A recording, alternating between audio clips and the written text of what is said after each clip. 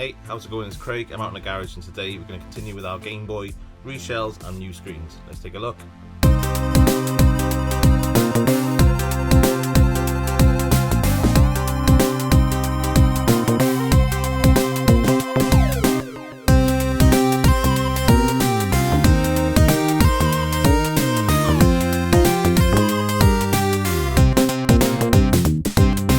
Okay, so I've got 3 new shells and IPS screens for the Game Boy Colors, and I've got 3 Game Boy Colors here to do as well.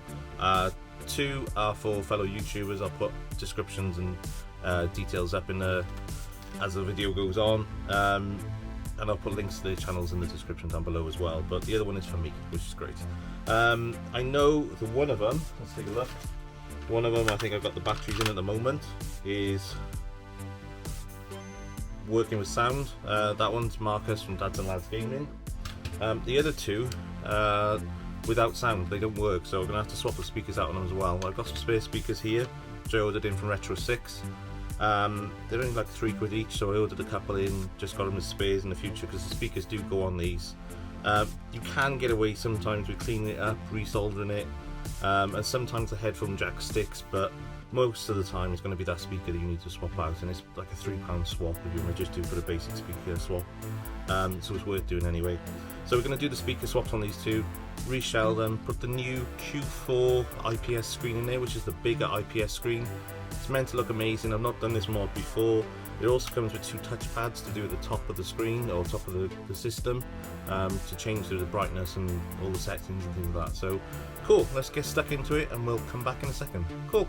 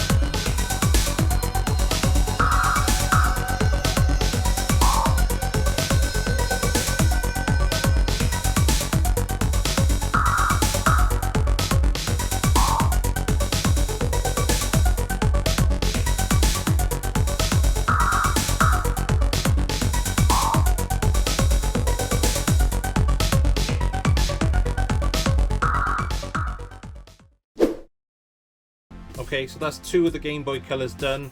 They're all kitted up and looking great. Let's switch this one on so you can see how clear that screen is now. So that's a really good looking screen. It's got the on-screen menu. It's a bit fiddly compared to the DMG. If anything, the DMG with the press wheel on the side is so much easier to use. This one you've got to press in select and A and B together, then you get the on-screen display for that one. It's a little bit fiddly to play around with, as I said, but it does the job. It's got 2 little tap sensors at the corners as well. Bit of a gimmick. I don't know why you'd want to change the colour of the Game Boy Color screen without having it to the proper colours, but having it in the proper colours is my preference, obviously. The other thing you can do is tap the other corner. It's a bit fiddly because there's a touch sensor underneath the case, and it changes the brightness on it. So it's pretty cool that they've done that, but when you've got an on-screen display menu, I don't see the point in doing it. But another white Game Boy for me, so that one's going in the house with my DMG white. This one is for a fellow YouTuber, Dads and Lads Gaming, so this is going to Marcus. I've not even peeled the protective layer off the screen yet on that one, and I haven't put the label on the back. The reason I've not done that is some people prefer to put the cart in and see the whole label through the transparent shell. So I'll give him the option of doing that. I'll put it in the packet for him. I got one more to do for a YouTuber. I did have 3 Game Boy Colors to do. My third one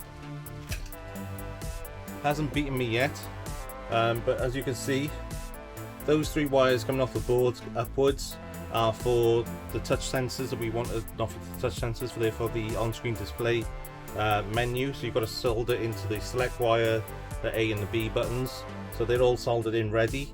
But this one's got no sound coming out of the speaker. It's normally an easy fix, and the one that I did for the white one, easy fix, swap the speaker over, job's a good one. If that's not the case, then you've got to clean out the headphone jack.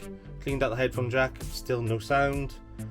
I've been playing around with this for hours now, and I just want to get this video wrapped up. So what I'm going to do is keep this on the side. I'll play on this one a little bit more, get it working, get that one into a new case. I've got a really nice looking transparent case. So this one's going into, so I'll do that one once I get this sound working. Worst case scenario, it'll have to be a Game Boy with just headphones, which some people prefer to play like that. I would rather it have the sound as well. It might be that I need to order a different headphone jack if that one's faulty. Generally there's a little switch inside it, and when you plug a headphones in, that switch moves across and disables the speaker, and when you pull the headphones back out, it engages again and the speaker comes back on. But I tried that, and I tried it with a multimeter, so it's definitely not that. There's something else wrong with this Game Boy, and I can't quite figure it out. It was given to me as faulty. So I do need to do a little bit more work and digging around on that one before that one's sorted, but always good to have something to play around with when you haven't got a million other projects going on. Okay, so that's everything for this video. I am going to get on to Game Boy Advance next time. I haven't got any Game Boy Advance SP consoles here, but I've got a couple of shells, so I might do them if I can pick one up before I do the video after next. So Game Boy Advance next, and we shall crack on with that, and I'll catch you soon. Cool.